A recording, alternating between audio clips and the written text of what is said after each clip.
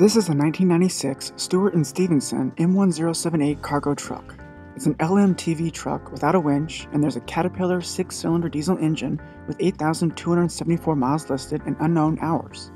The vehicle was towed onto the lot. It does not start or run. For further details, please check out our website today.